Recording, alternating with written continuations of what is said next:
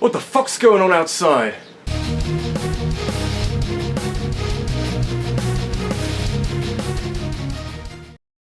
If you consider every single glitch that has ever existed in every single video game, a very small proportion of them could be considered useful. Understandably so, since glitches are errors and the chances of that somehow working in your favour are slim to say the least. But that's the great thing with little oversights in coding or when physics calculations go awry. You get some really weird results. And those results can be inspiring. Seeing a glitch transcend to the rank of deliberate feature in a franchise is a refreshing sight considering how game developers usually operate. In the past, there's been a depressing number of examples of developers squashing and patching glitches that fans were using to their benefit. But for some games to embrace that, to use it as inspiration going forward, that's really cool. It's like the accidental unsung hero of the creative team. Some weird lines of code.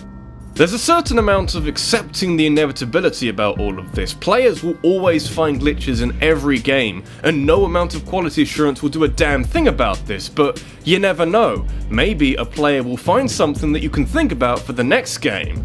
And that creative idea didn't cost anyone a damn thing. Except maybe pride.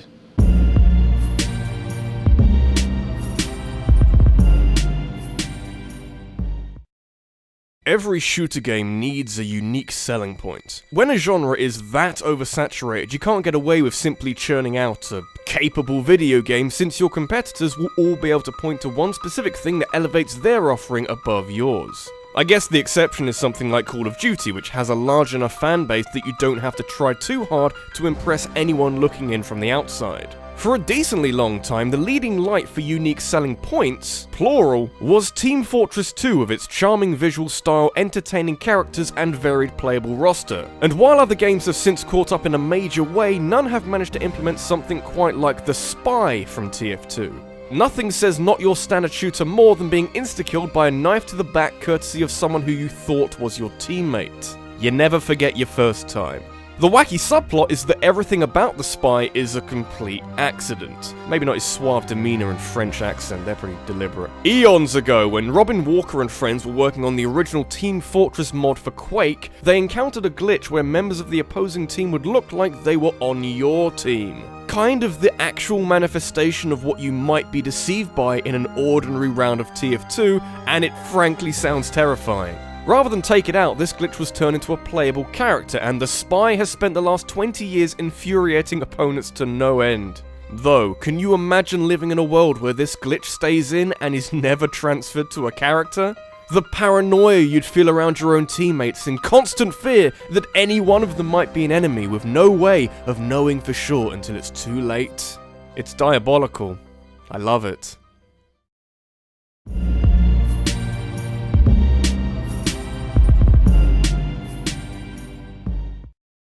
It's weird to think that some of the most important and iconic video games of all time came about because of ideas plucked from some very strange sources. But that is how you make something interesting. You want to play a game that's going to give you an experience that you're not going to find anywhere else. Like being hassled by the police. Depending on who you ask, you're likely to get different answers on what is the defining characteristic of the Grand Theft Auto games. Some will say the freedom to explore a large open-world city, others will mention the controversial use of sex and violence, or maybe some will point to the general realism adopted within the games. None of these are wrong answers, and in fact they showcase the many different qualities you can find in GTA games. But for me, if there was one thing that should never be changed or altered by virtue of the fact that it's one of the most unique features in these games, it'd be the psychotic police. Would GTA be the same without cop cars ramming into you whenever you've committed a tiny crime? I don't think it would. And yet that was very nearly the case. Granted, if you tone down the law enforcement in this series and go around ruining more fun things, Rockstar may have struggled to get to a fifth game, but this was a real possibility when Grand Theft Auto looked like this. Drink it in, we've come a long way. The development of the original GTA was marred by technical problems and a creative void due to those involved not really knowing what to do with their top-down racing crime simulator. It in fact came very close to being axed by the publisher, but then a tremendously fortuitous glitch laid the framework for an interesting video game. For some reason, a bug in the coding and route finding of the police cars caused them to become incredibly aggressive and just ram into the player wherever possible. Because this was hilarious and very dramatic, the developers kept it in, making it a key feature of the original Grand Theft Auto, and the rest is commercially successful history. The line between prosperity and failure was dictated by an unruly line of code. That's just the way I like it.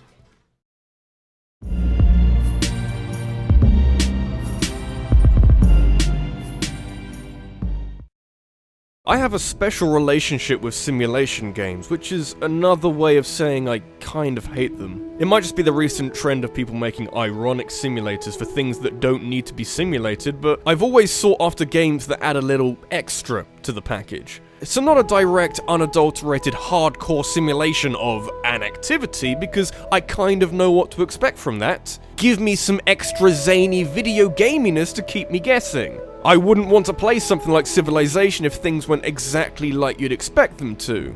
Luckily, they picked up on that pretty quickly. The idea is that you pick a famous historical figure and the civilization they represent and do battle against a bunch of other similarly important people, in an attempt to conquer the world using whatever subtle or less subtle tactics take your fancy. Despite the themes of war and world domination, you can play as Mahatma Gandhi, a man who made his name from non-violent protests and peaceful campaigns. Is that why he starts dropping nukes in this game? Not some metaphorical nuclear protest bomb, like actual physical explodey nukes? Yeah, it's a bit weird and something that everyone knows about these days, but in the original Civilization game, Gandhi had an aggression level of 1. Right up until India adopts democracy at any point, which lowers the aggression stat by 2 points. These values don't like negative numbers, so it actually underflows all the way up to the limit of 255, making Gandhi as aggressive as physically possible. Hence all the nukes. And wouldn't you know it, the developers enjoyed the effect so much that they kept it in for every game in the series. Now you can watch Gandhi kick the crap out of you in full motion video. Isn't a sight I thought I'd ever see. While those involved with the Civ games deserve plenty of credit for retaining this glitch, they didn't really have much of a choice, did they? Imagine if they took it out, in like a press release or the equivalent of patch notes. Gandhi's aggression has been nerfed. He no longer launches the nukes. Like, holy shit! I'll want to play that game!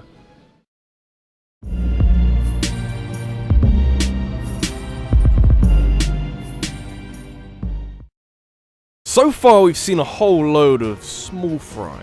You know, a developer doesn't know how to improve their games, so they fall back on the unpredictable world of glitches to help them, but it's all very isolated, isn't it?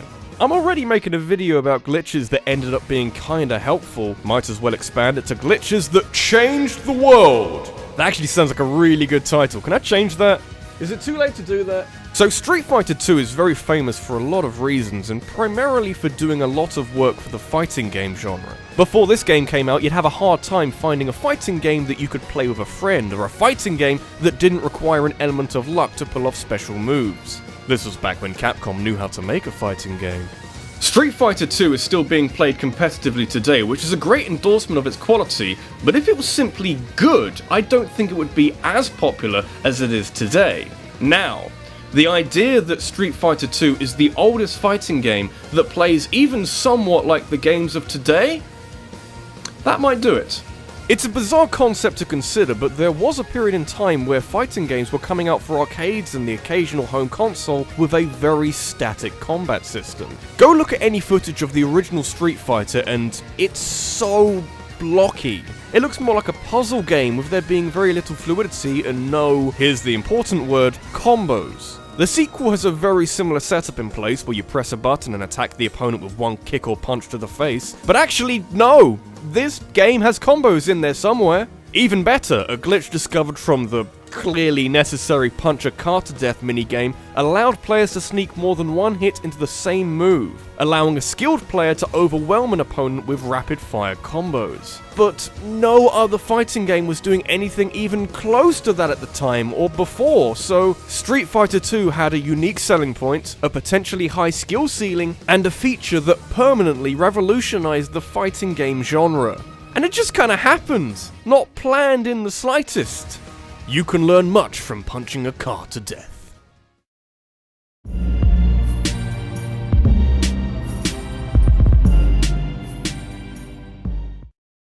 As far as glitches doing some heavy lifting for creativity and being the source of inspiration for developers, you'd have to imagine that it doesn't get much bigger than influencing an entire genre of video games. I mean, you can assume that, but you'd be wrong. You see, the further back in history you go, the more the games take on great significance for the role they had in shaping the gaming climate as we know it today. Street Fighter II accidentally made drastic changes to the fighting game genre in 1991. But if you're being all influential and shit in 1978, that's gonna leave a mark.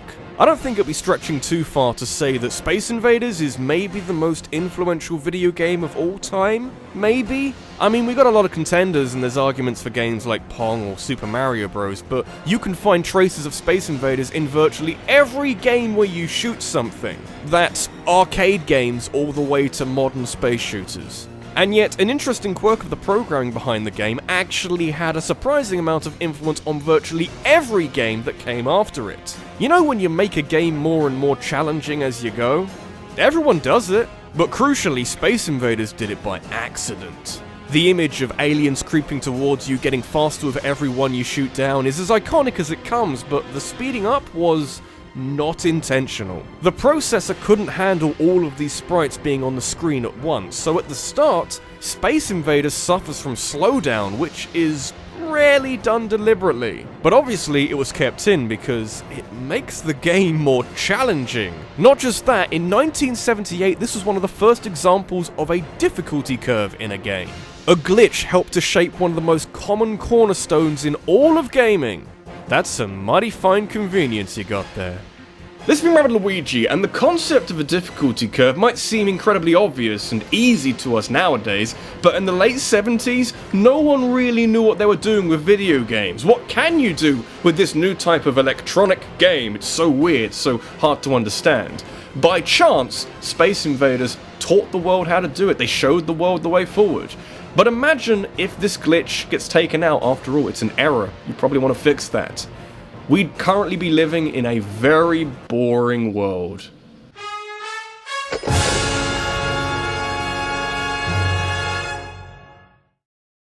Have you got an idea that you'd like me to turn to a countdown? Let me know in a comment down below, and make sure you check out my Twitter, where I'll be turning the best submissions into a poll where you can then decide the best topic. Thanks for watching, and I'll see you in the next one.